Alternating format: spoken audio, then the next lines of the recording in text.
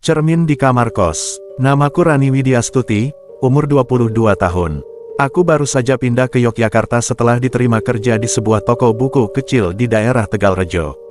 Karena gajiku masih pas-pasan, aku memilih kos yang murah, letaknya agak masuk ke sebuah gang di kawasan Gamping. Kosnya sebuah rumah tua, tapi bersih. Di depannya ada pohon mangga besar yang daunnya hampir menutupi separuh atap. Kamarku berada di pojok paling belakang, ukurannya kecil, tapi ada jendela, meja belajar, dan satu hal yang langsung menarik perhatianku yaitu sebuah cermin besar di dinding depan tempat tidur. Cermin itu terlihat sudah sangat tua, bingkainya dari kayu jati, penuh ukiran halus. Tapi yang paling membuatku tidak nyaman adalah pantulannya, kacanya terlalu bening, seolah selalu dibersihkan setiap hari, padahal kamarnya sedikit berdebu.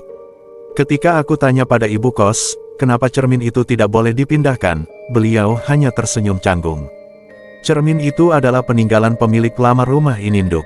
Sudah dari dulu di situ. Jangan ditutup ya, apalagi sampai dipindahkan. Nada suaranya terdengar seperti sebuah peringatan, bukan permintaan. Tapi aku tidak menanggapinya dengan serius. Kupikir hanya kepercayaan lama agar penghuni tidak banyak mengubah tata letak kamar. Malam pertama di kosku terasa biasa. Aku menyalakan lampu tidur dan berbaring. Tapi sejak lampu utama dimatikan, aku merasa ada sesuatu yang aneh dari arah cermin. Bukan apa-apa, hanya perasaan bahwa kaca itu tidak memantulkan gambaran kamar seperti seharusnya. Pantulannya tampak sedikit lebih gelap, dan sudut kamar di pantulan terlihat lebih luas dari aslinya, seolah ada ruangan lain di balik sana. Aku mencoba tidur, tapi setiap kali mataku setengah tertutup, aku seperti melihat bayangan bergerak di permukaan kaca. Pertama samar seperti kabut, lalu, semakin lama semakin jelas. Bayangan itu tinggi, kurus, berdiri diam di belakangku. Aku menoleh cepat, tidak ada siapa-siapa, tapi di cermin, bayangan itu masih ada, dan berdiri lebih dekat. Aku menutup wajahku dengan selimut, memaksakan diri untuk tidur. Jam di dinding menunjukkan pukul 1.37. Aku masih bisa mendengar detaknya yang lambat, sampai akhirnya aku pun tertidur tanpa sadar. Namun, sekitar jam 3 dini hari, aku terbangun karena suara seperti ketukan pelan dari arah cermin. Awalnya kupikir itu hanyalah tikus. Tapi suara itu terlalu ritmis, seperti seseorang mengetuk kaca dengan kukunya. Aku bangun lalu menyalakan senter HP, lalu menyorotkannya ke cermin itu. Sekujur tubuhku langsung merinding. Di permukaan kaca terlihat jejak tangan yang banyak, dengan pola jari yang terlihat aneh, seperti menempel dari sisi dalam. Aku maju perlahan, tanganku gemetar saat menyentuh kaca itu. Dingin, terlalu dingin untuk suhu kamar tropis. Saat aku mengusap jejak itu, tiba-tiba dari balik cermin muncul gerakan, seseorang juga mengusapnya dari dalam, mengikuti gerakanku dengan sempurna, tapi gerakannya terlambat setengah detik. Aku mundur beberapa langkah. Nafasku tersengal, lampu HP bergetar di tanganku. Aku menatap pantulan di cermin, melihat wajahku sendiri menatap balik, tapi tidak persis sama. Matanya sedikit lebih gelap, kulitnya lebih pucat. Dan saat aku menatap lama, aku, di dalam cermin itu tersenyum, padahal bibirku diam. Rani, suaranya lirih, berasal dari balik kaca. Aku hampir menjatuhkan HP-ku. Aku menoleh ke belakang tidak ada siapa-siapa. Tapi ketika kembali menatap cermin, pantulan itu sudah tidak menunjukkan aku di kamar ini. Yang kulihat adalah ruangan yang sama, tapi berbeda. Lebih suram, temboknya hitam oleh jamur, dan dari langit-langitnya menetes air merah seperti darah. Aku menjerit, tapi suaraku tercekik. Kaca itu bergetar hebat, seperti ada yang memukulnya dari dalam. Duk, duk, duk. 3 kali pukulan, lalu retakan halus muncul di permukaannya.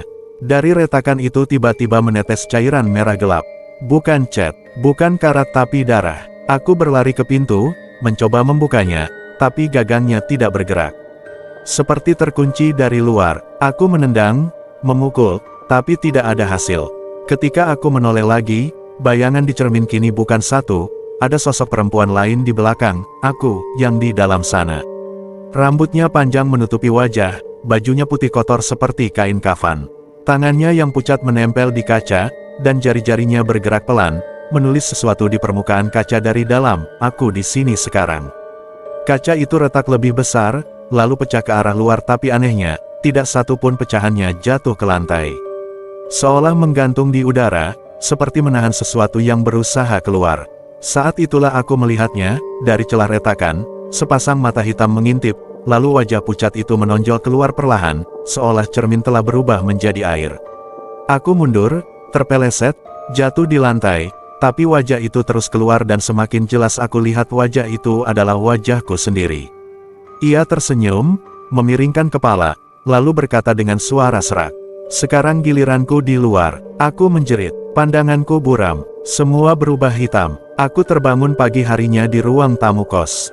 Ibu kos dan dua tetangga mengelilingiku. Mereka bilang mereka mendengar teriakan keras jam 3:15. Saat mereka masuk ke kamarku, cerminnya sudah pecah sebagian, tapi tidak ada kaca berserakan. Yang lebih aneh, mereka menemukan jejak telapak tangan berdarah di sisi luar cermin. Sejak itu aku tidak berani tidur di kamar itu lagi dan memutuskan untuk pindah. Kos itu kini kosong, tapi ibu kos tidak mau menutup kamar belakang. Ia hanya menutupi cerminnya dengan kain hitam. Beberapa hari kemudian, seorang penghuni baru datang. Malam pertamanya berjalan biasa, tapi subuh, ia mengetuk pintu kamar ibu kos sambil menangis ketakutan. Katanya ia melihat bayangan perempuan berdiri di depan cermin besar, tersenyum.